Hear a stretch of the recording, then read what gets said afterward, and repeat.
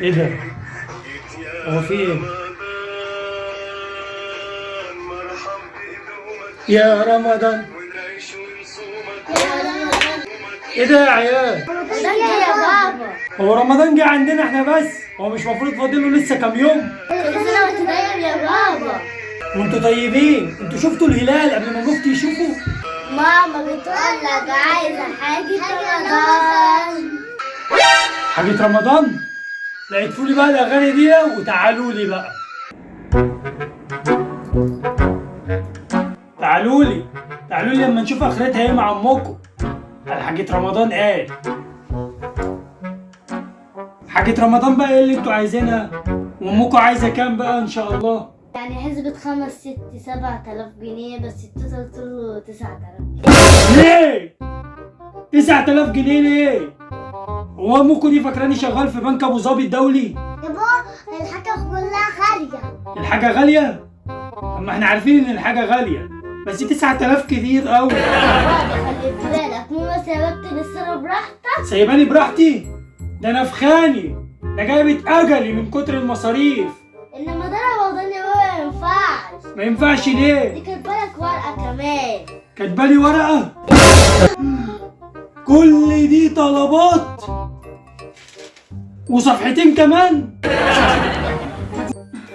خدي. يا بابا دي حاجات كلها عبيطة. دي شوية لحوم على فراخ على كبدة وانس على بانيه على تمر وصبية. حاجات لازم الفطار يعني يا بابا. لحمة ايه وفراخ ايه اللي هتجيبوها في الظروف اللي احنا فيها دي؟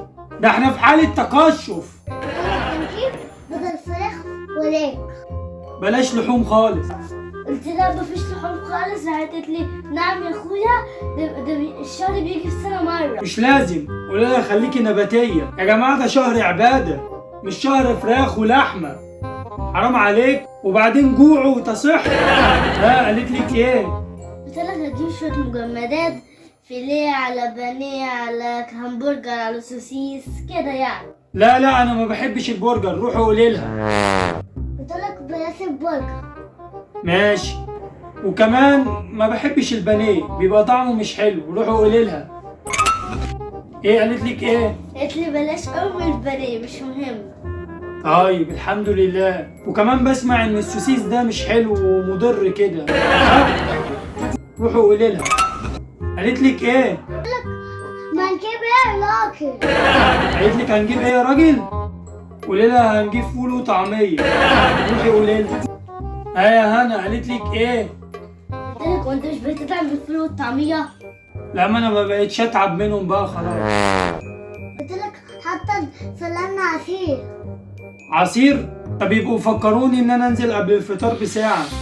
بيوزعوا تمر وصوبيا على الرصيف. تمر وصوبيا؟ ده بيبقى طعمهم حلو قوي، انا بشرب منه على طول. قالت لك ايه؟ قلت لك خلاص انا هسيب لك البيت وماشيه. روحي يا حنين قولي لها ان هي هتوحشني. قولي لها ما تغيبش كتير، يعني 2 3 بالكتير، وتيجي بعد العيد الكبير ان شاء الله.